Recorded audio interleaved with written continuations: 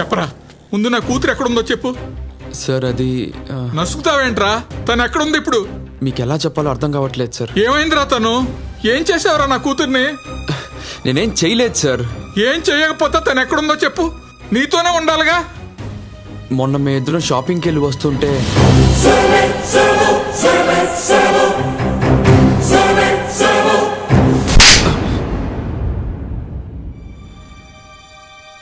కొట్టండి సార్.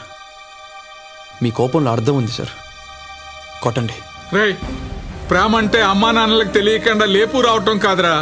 అమ్మలా తనకేం కావాలో తెలుసుకోవాలి, నాన్నలా తన అనుక్షణం కాపాడాలి. అంతేగాని ఇలా మధ్యలో వదిలేస్తావురా? ఇన్నాళ్ళు నువ్వు ఉన్నావన్న ధైర్యంతోనే కదరా నేను ధైర్యంగా ఉన్నది. ఇప్పుడు మేము లేక నువ్వు లేక తను ఎన్ని ఇబ్బందులు పడుతుందో కదరా. మీరేం కంగారు పడకండి సార్, తనకేం కాదు. తను ఎక్కడున్నా క్షేమంగానే ఉంటుంది. కంగారు పడకుండా ఎలా ఉండాలరా? ఆకర్షణలో ఆవేశంతో పారిపోయి వచ్చారు మీరు. బయట ప్రపంచం ఎలా ఉందో తెలుసారా నీకు? మన దేశ రాజధానిలో నగరం నడిబొడ్డున కొందరు కిరాతకులు ఒక అమ్మాయిని అరాచకంగా అత్యాచారం చేసి ఒళ్ళు గడ్డగట్టే చలిలో రోడ్డుపై పడేస్తే గుడ్లప్పగించి చూశారు తప్ప గుడ్లెవలేదురా ఎవరూను. మన దేశంలో మతాలు వేరైనా మగాళ్ళంతా ఒక్కటేరా. ఒంటరిగా ఆడది కనిపిస్తే చాలు వెంటపడి వేధించి ఆకలి తీర్చుకుంటున్నారు. అందుకేరా ఆడాళ్లు అడవుల్లోకి ఒంటరిగా వెళ్లటానికి భయపడని ఈ రోజుల్లో సమాజంలో మనుషుల మధ్య తిరగడానికి భయపడుతున్నారు. ఎందుకో తెలుసా నీకు? మృగాల్ని మించిపోయారురా మగాళ్ళు. ఒంటరిగా ఒక్క నిమిషం కనిపిస్తే చాలు వాళ్ళ 100 ఏళ్ల జీవితాన్ని మంట కలిపేస్తున్నారా.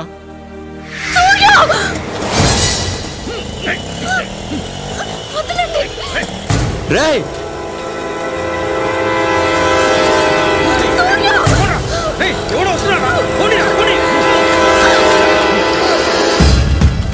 ఆపండ్రా. రేయ్,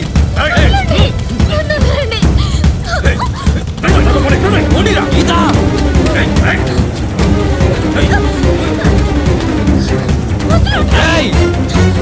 గీతా